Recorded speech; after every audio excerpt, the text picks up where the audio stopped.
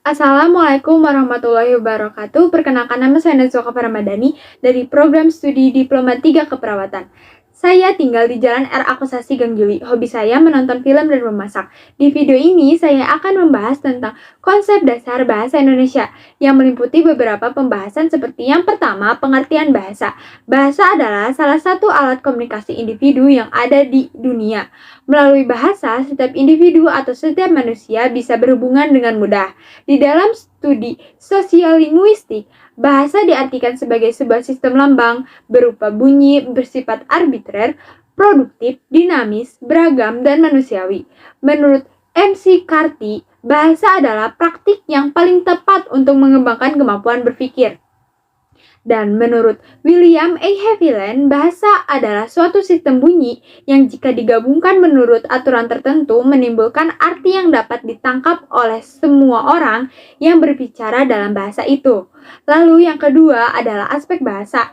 Aspek bahasa meliputi 1. Aspek bunyi. Suara yang ditimbulkan oleh artikulator manusia dan atau yang ditangkap oleh telinga manusia. Kedua, aspek makna. Dan arti atau maksud atau juga pengertian yang diberikan kepada sesuatu.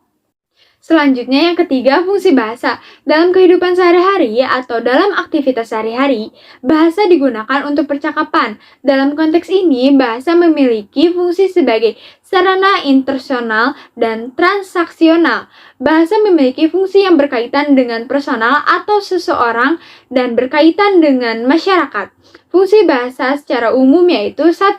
Sebagai alat komunikasi, kedua, sebagai alat untuk mengekspresikan diri, ketiga, sebagai alat untuk integrasi dan adaptasi sosial, keempat, sebagai alat kontrol sosial, yang kelima, sebagai alat bahasa mengembangkan kecerdasan ganda. Lalu yang keempat, ragam bahasa. Ragam bahasa merupakan suatu bentuk bahasa yang bervariasi tergantung konteks penggunaan, seperti topik yang dibahas, medium bahasa, dan hubungan antar penutur. Ragam bahasa dibagi menjadi beberapa jenis, seperti yang pertama, berdasarkan cara pandang penutur. Dari cara pandang penutur, ragam bahasa dibagi menjadi 4, yaitu ragam dialek, ragam terpelajar, ragam resmi, dan ragam tidak resmi. Ragam dialek adalah variasi bahasa pada sekelompok masyarakat yang berada di suatu tempat, wilayah, atau daerah tertentu. Salah satu contoh ragam dialek yaitu dialek Sunda yang contoh kalimatnya, saha anu nembe ngalangkung teh, yang artinya siapa yang barusan lewat. Yang kedua, ragam terpelajar. Ragam terpelajar biasanya digunakan oleh siswa, mahasiswa, guru, dosen, pengajar, atau yang diajar, yang umumnya digunakan saat proses belajar mengajar berlangsung. Ketiga, ragam bahasa resmi adalah bahasa yang digunakan dalam situasi resmi. Contohnya, saya sudah menyelesaikan pekerjaan rumah tersebut. Keempat, ragam tidak resmi adalah ragam bahasa yang digunakan dalam situasi tidak resmi, seperti dalam pergaulan atau percakapan pribadi. Contoh, tugas itu sudah aku selesaikan. Selanjutnya, yang kedua berdasarkan dari sudut pandang kebahasaan. Dari sudut pandang kebahasaan, ragam bahasa dibagi menjadi 2, yaitu ragam bahasa lisan dan ragam bahasa tulis. Ragam bahasa lisan adalah ragam bahasa yang diujarkan oleh pemakai bahasa. Ragam bahasa lisan dibagi lagi menjadi 2 bagian.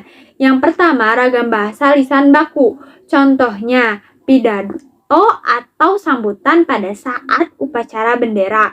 Yang kedua, ragam bahasa lisan tidak baku. Contohnya, saat melakukan percakapan dengan teman. Contoh kalimatnya, kamu dari mana aja? Ragam bahasa tulisan. Ragam bahasa tulisan adalah ragam bahasa yang ditulis atau tercetak. Contohnya, koran, majalah, dan karya ilmiah. Terakhir adalah penggunaan bahasa Indonesia yang baik dan benar. Banyak dari kita yang menganggap bahwa bahasa yang baik adalah bahasa yang benar, atau sebaliknya. Padahal sebenarnya bahasa yang baik itu berbeda konsepnya dengan bahasa yang benar. Sehingga bahasa yang baik belum tentu benar dan bahasa yang benar belum tentu baik.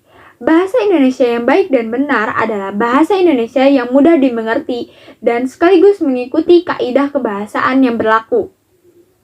Kesimpulannya adalah bahasa menjadi salah satu yang paling penting sekaligus menjadi alat komunikasi utama manusia. Penutur bahasa berpengaruh dalam terbentuknya variasi-variasi bahasa.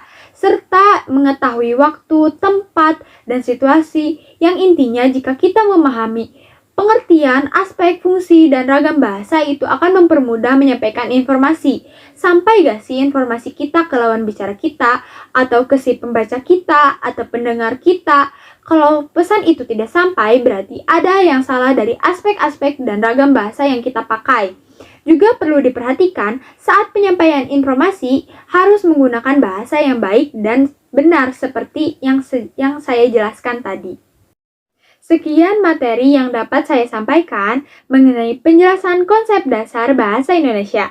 Terima kasih atas perhatiannya. Wassalamualaikum warahmatullahi wabarakatuh.